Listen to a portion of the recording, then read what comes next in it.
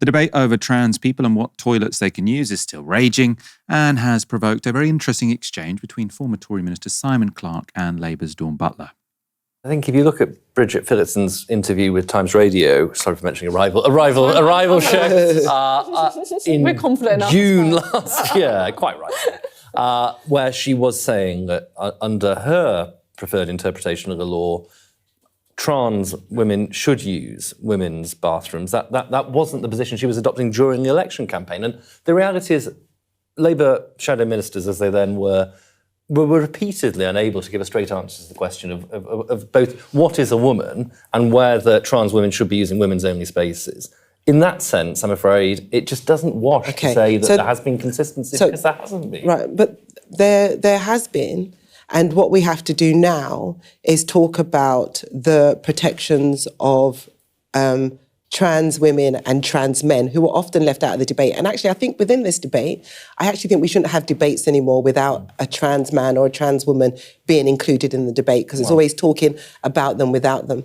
And in regards to bathrooms, which is always this sort of vexed issue, what really concerns me is that, trans women should, in my opinion, of course, still continue to use women's bathrooms. They can't. That's literally not what the law says. But Hank, let me just that's the whole point talk of this through. ruling. So I'm just going to pause there because I want you to note how confident, I suppose, Simon Clarke seems on this issue. He's saying, look, Labour, they were completely incoherent. They said one thing, then they said another. There's no consistency here. By the way, he is right on that point. And then sort of when it comes to what this Supreme Court ruling means, he's sort of like, I know exactly what's going on here, just exuding confidence. But look at what happens next, because I think Dawn Butler sort of talks about the actual issue, not just political point scoring, and he doesn't any longer seem quite so confident. Safe spaces, there's not been a safe space is a safe space. I do not police people in public toilets. And I think that's where we're getting to as society, in policing what a woman looks like. You know, I have a butch lesbian friend who gets hounded out of women's toilets, and it is heartbreaking to the point where we have to escort her into the toilet because she's going to be hounded out, and we need to stop that. And what concerns me about the toilet debate is if trans men then have to use women's toilets, that's going to make women less safe, because how are you going to stop a man, a normal man, going into a woman's toilets and saying, I'm a trans man? And so I think we have to look at I don't follow that logic. Why? Because the point is that we're saying that people who are biologically men shouldn't be using women's toilets. That's the point of this ruling, among other things. But a trans man is biologically a woman. Someone who's transitioned from being a woman to a man is... And so they would then have to use women's toilets.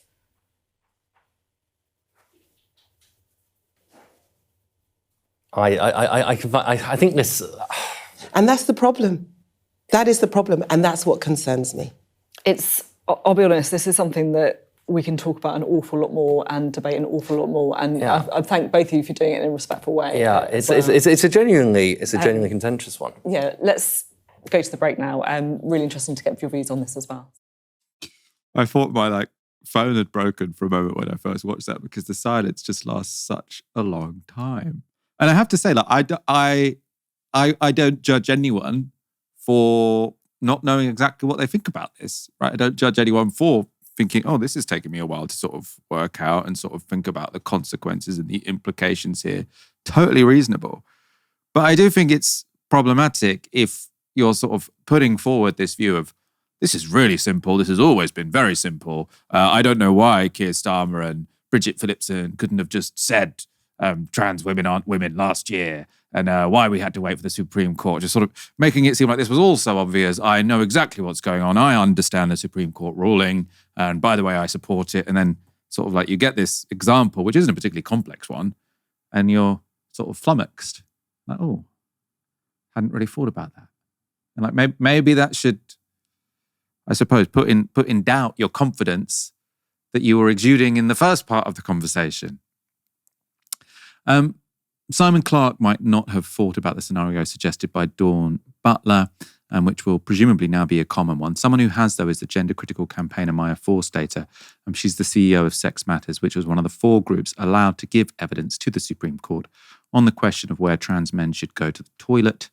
She tweeted this: there are often unisex options. Not being allowed into the men's by rule does not mean you have the right to go into the ladies, and vice versa. So she's saying, just because you can't go into the men's because you're a trans man and they no longer want people, they think people should not be able to go to the toilet of their acquired sex, that doesn't mean you have the right to go into the toilet of your birth sex. So you can go to neither toilet. And she says that may seem unfair, but these are life choices people make. If you make extreme efforts to look like a man, don't be surprised if you are denied entrance to ladies. Now, I think this is really, really clarifying as a tweet because of, well, one, I think it's quite cruel, right, to suggest that you can't use the men's or the ladies. So sometimes there are unisex options. What if there aren't?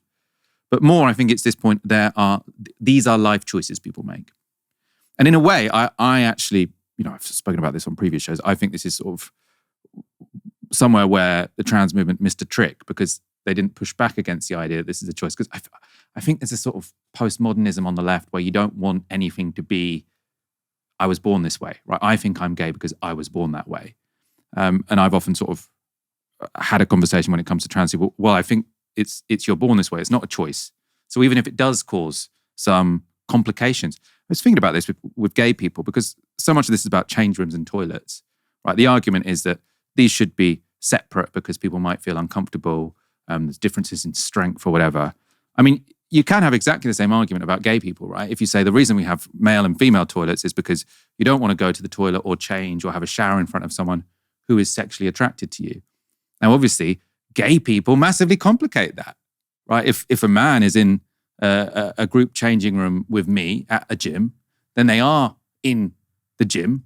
They might be getting undressed in front of someone who might plausibly be attracted to them, right? And people did used to have that argument about gay people. So the existence of gay people does create a complication. And people used to say, well, why should we suffer this complication? You chose to be gay. This is your lifestyle choice. Therefore, you need to use some kind of third space. You need to get out of this toilet, or you need to just stop being gay, which I think was normally the argument being made. But then gay people very effectively said, we can't stop being gay. We were born this way, which is why I think that argument should be made much more strongly when it comes to trans people. We were born this way. This is not a choice. I think that could, I suppose, make some progress in. Not that I think it would ever persuade Maya Forstater, but there are lots of people in the middle. Aaron, what did you make of that clip? A very long period of silence there. Yeah, embarrassing, isn't it? I mean, I agree with you that just because somebody hasn't worked out the full complications of their own conclusions, rather, of their own viewpoint, doesn't mean you should sort of mock and deride them. But this person was a former MP. He wasn't just a former MP, he was a very senior member of a Tory cabinet. It's not Barry or Jack or Jill off the street, okay? There should be, I think, a higher threshold of critique with regards to regular people. I think with a politician, if you're that dozy about such a big issue where you have such certainty, you should effectively be laughed at. I think, my view, Michael. I think you made a really great set of points. What I'd say to people who are watching or listening who are skeptical of trans people being able to access bathroom spaces, as one example, accessing bathroom spaces that they would like to, that are congruent with the gender they have chosen to live in and with, they would say, well, this is about safeguarding. Here's the question for those people, precisely those people. You want to keep potentially violent straight men who are attracted to women, cis straight men who are attracted to women, from exploiting, as you see it, a loophole, okay, which allows certain people who aren't born as women into women toilets. You want that as a safeguarding issue to be taken seriously, and therefore certain people cannot be allowed to have access to the toilets. Now, what is more likely to maximize the safety of those women? Is it going to be admonishing and isolating trans women? Or actually, is it going to be saying those people are more than welcome? Because who is going to take advantage of that situation? There are trans men out there, Michael. I've met them, my friends that are trans men, who look the same as you and me. 100 out of 100 people will say they are men. Okay? So if you are a man who looks like you and me, facial hair, etc., and you want to take advantage of that situation, then actually, Dawn Butler's point is on the money, right? I do find it remarkable these things weren't really in circulation in terms of the broader public debate and in the media. But I have to say, Michael, the quality of the debate on this stuff has been so poor.